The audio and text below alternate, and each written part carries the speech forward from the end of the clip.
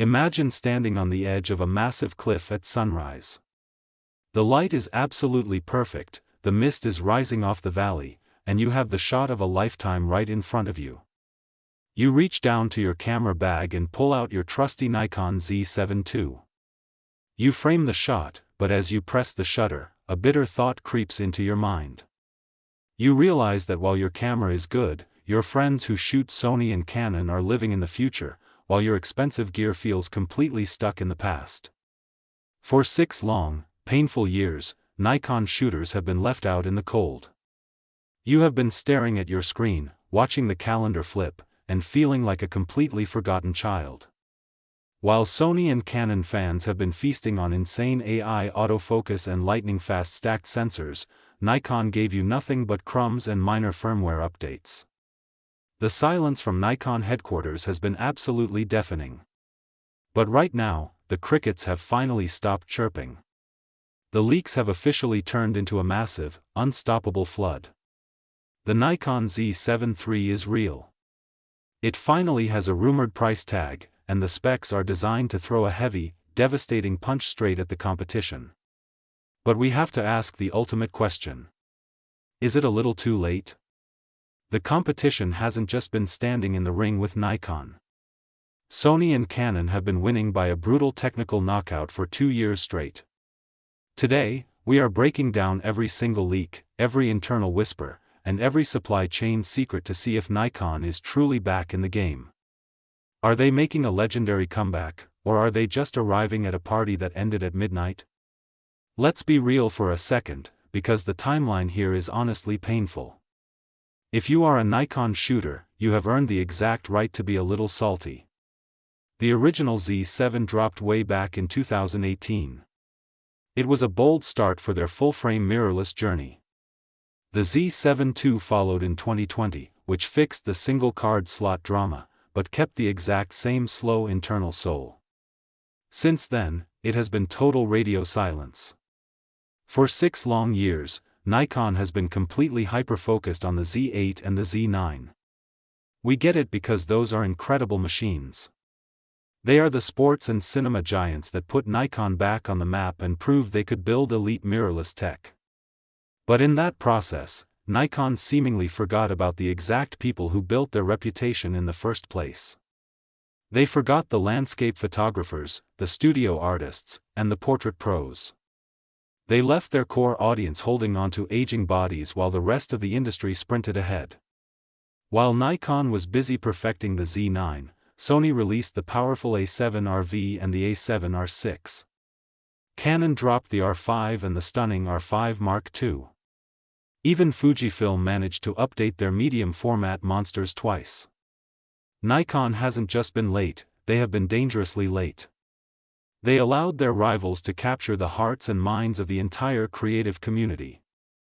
But according to the latest supply chain whispers, the painful wait ends in the autumn of 2026. Let's talk about the money because this is where the Nikon value myth either lives or dies. The rumored price for the Z7 III is currently sitting right between $3,000 and $3,500. For context, the Sony a7R is chilling at $3,500. And the Canon R5 Mark II demands a steep $3,900. If Nikon can actually hit that sweet spot of $3,299, they become the value king overnight.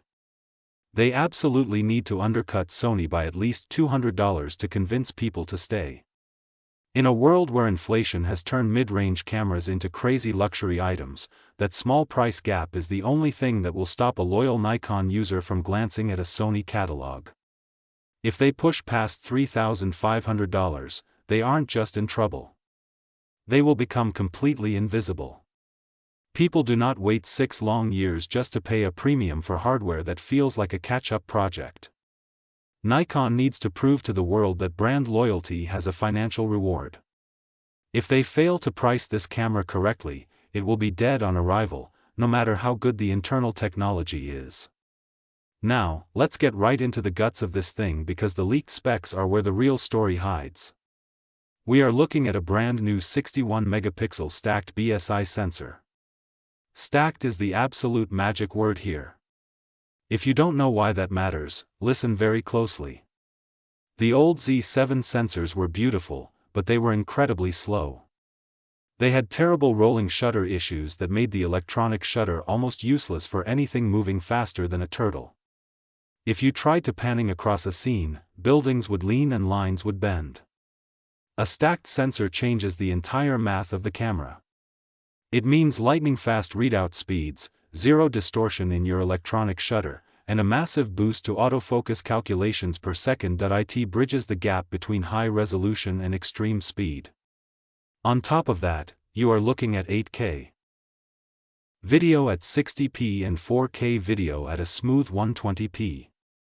This is the exact hybrid powerhouse Nikon should have released 3 years ago. It finally matches the Sony and Canon benchmarks, giving landscape and wildlife pros the slow-motion tools they have been begging for. Under the hood, the Z7 III is rumored to jump straight to the XP8 processor. This is a massive curveball because the flagship Z9 is still running on the older XP7. Jumping a full generation ahead means the Z7 III will have way more processing headroom than the most expensive camera Nikon sells today. This new digital brain brings advanced AI-powered autofocus to the table. We are talking about real-time tracking for birds, cars, planes, and even insects that actually stays locked on regardless of the lighting. No more hunting, no more missed moments. It is also highly expected to handle in-camera AI noise reduction. Imagine shooting at a high ISO of 6400 and getting a file that looks like it was shot at ISO 400 simply because the processor cleaned it up beautifully before the data even hit your memory card. This saves hours of back-end computer processing time. The body itself is expected to look and feel like a mini Z8. You get that deep professional grip and all the tactile buttons you love, but in a much lighter frame. For the dedicated landscape shooters who hike 10 miles into the wilderness for one perfect sunset shot, every single gram saved is an absolute blessing. But here is the cold, hard truth that most fanboy channels will never tell you.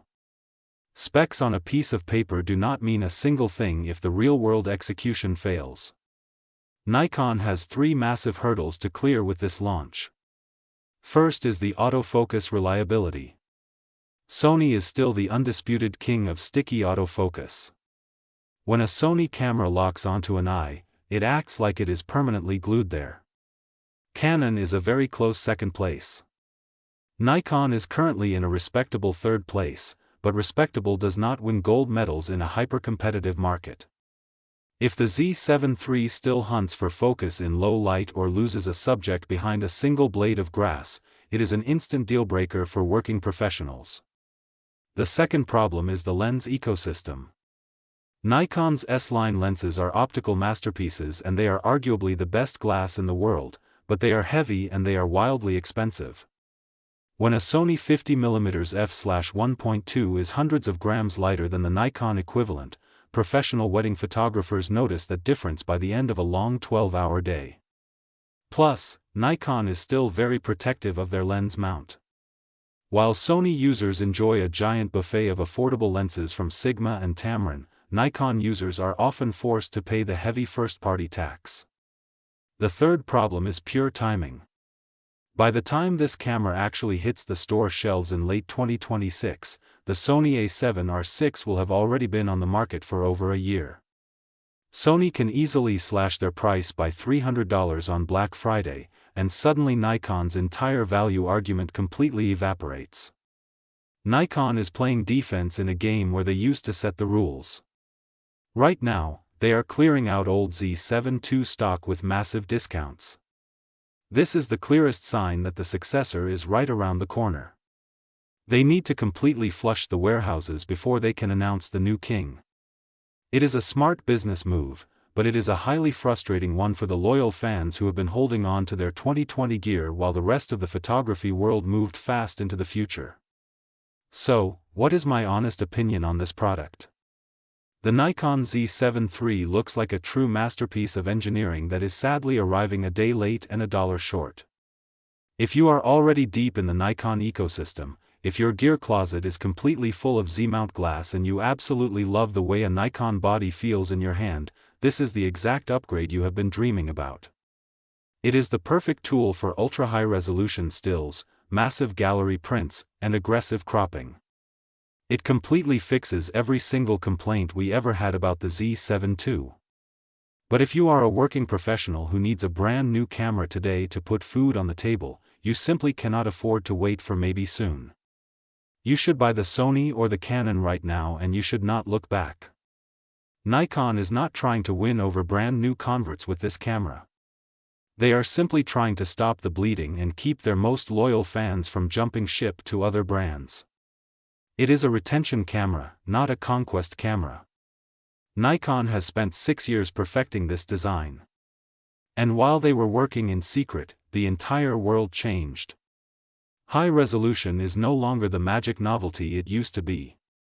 Today, photographers want extreme speed. We want advanced AI. And we want flawless reliability. The Z7 III seems to have all of that, but it carries the heavy, crushing burden of 6 years of expectations. If this camera does not absolutely floor the tech reviewers on day one, it might be the last high-res dedicated body we see for a very long time as the Z8 continues to swallow up that market share. If you like the video, subscribe, share the video, and hit the bell icon so you never miss an update.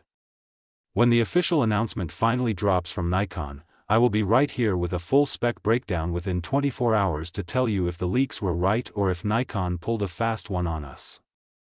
So, are you still Team Nikon and waiting it out, or have you already switched to the competition?